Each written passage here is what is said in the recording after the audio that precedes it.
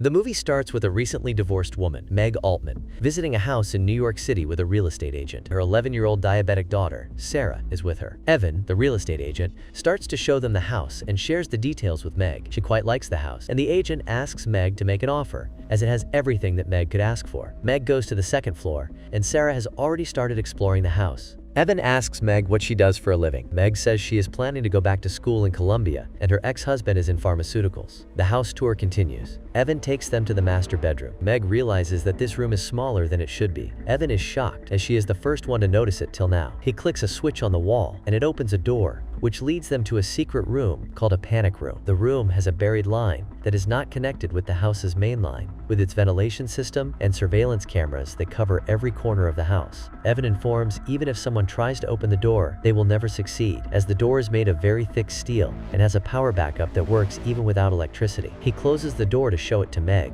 but she starts to feel claustrophobic and asks Evan to open the door. As soon as Evan opens the door, Sarah walks in saying that's going to be her room.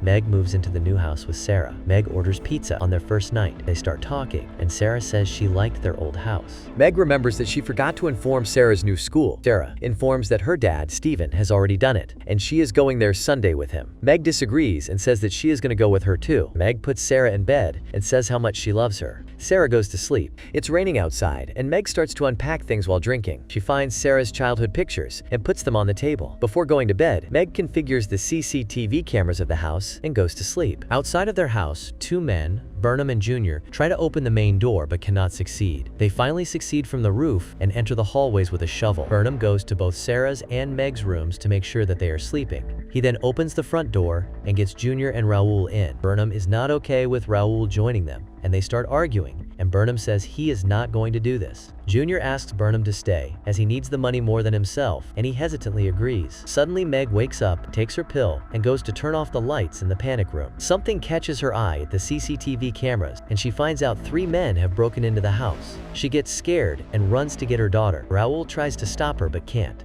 She reaches Sarah's room and wakes her up, and they both get in on the elevator and run downstairs. Suddenly, Sarah's mind clicks about the secret room. They run there while Junior is chasing them. They somehow manage to get inside the panic room and close the door immediately. She makes sure that Sarah is okay, and they try to call the cops. Unfortunately, it does not work, as Meg never hooked it up. On the other side, Burnham locks the roof access so Meg and Sarah can't escape, and find out that the safe room's phone is not connected. Meg and Sarah realize that they have been isolated from the world, and they are trapped now. The intruders are aware that Meg and Sarah are inside, but they cannot break through the fortified door. They begin to search for alternative ways to access the room. Meg finds out a button from where she can communicate with the intruders, but it is only one way. She tries to scare them by saying that the police are on their way, so they should leave. But Burnham already knows that she is lying. Meg asks them to take whatever they want and leave. Since the mic was one way, Junior writes on a piece of paper and tells them that whatever they want is inside the panic room. Meg tells the intruders that they are not coming out. Junior plans how they can get into that room, but Burnham knows that's not possible, as he has spent 12 years of his life making these rooms. They start planning on how they could get them out.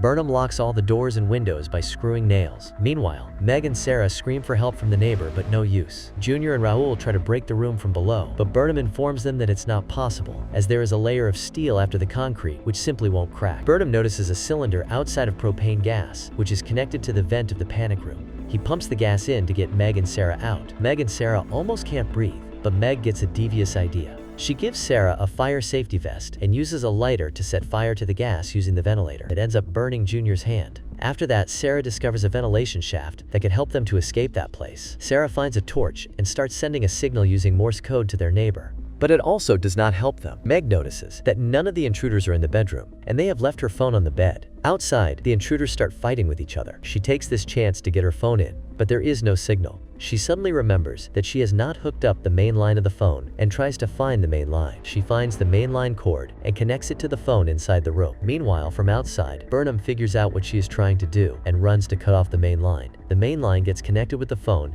and she calls 911. They put her phone on hold, so she calls her husband but cannot finish saying what is happening as Burnham cuts off the line.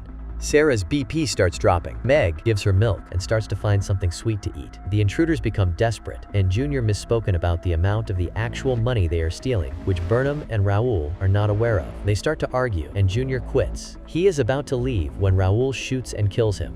Steven walks in without having a hint of what is happening. Raul pushes and throws him on the ground and asks if he has called the cops. Steven says he hasn't. Raul threatens Burnham at gunpoint to get him inside that room. Burnham gives the idea to use Steven to get them outside, and they start to beat up Steven in front of the CCTV camera. Raul is going too far beating up Steven, and Burnham tries to stop him, but he won't. Burnham covers the CCTV camera with his jacket, and they start arguing with each other. Meanwhile, Sarah starts having seizures, and Meg tries to calm her down. On the other camera monitor, she notices that Burnham is knocking up Raul downstairs. She decides to take the risk for her daughter to open the door to get her medications from the upstairs fridge. She opens the door, sees Steven knocked up, and immediately runs upstairs to get the medications. She reaches the fridge, takes the medicines, and silently approaches the stairs. She hears noises and some people talking. Turns out the person who is lying to Steven is Raul, and Burnham is taking Steven downstairs in Raul's clothes, and it was a plan to get Meg out of that room. As the panic room's door is open, Burnham gets into the room and finds Sarah lying on the floor. On the other side, Meg confronts Raul and tries to escape to the safe room, but Burnham is already inside that room, so she cannot get in. Raul catches Meg and she attempts to escape.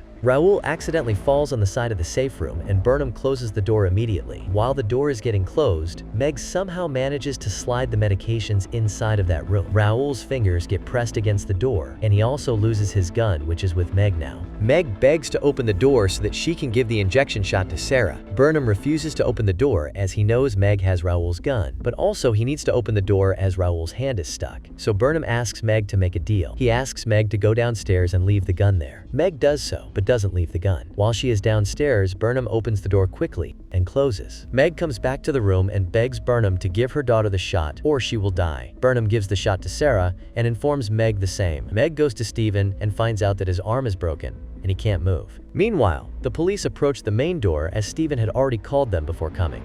Meg tells Burnham that there is nothing to be scared of. She is going to handle it. She opens the main door and tries to send away the cops by acting like she is asleep. But the cops keep insisting that there is something she wants to tell them. She tells the cops that everything is okay and sends the cops away. Meg gets inside the house and breaks all of the CCTV cameras with a hammer. Meanwhile, Burnham starts drilling the floor to get that money out of the safe room. Burnham gets all the money and plans to escape with Raul. On the other side, Meg locks all the doors and stands Steven on the main door with a gun. Burnham and Raul open the door and try to escape. At the front door, they are confronted by Steven with the gun. Steven asks to let Sarah go, but Raul is still holding her. From behind, Meg comes and knocks Raul over with an axe. Burnham escapes from the window.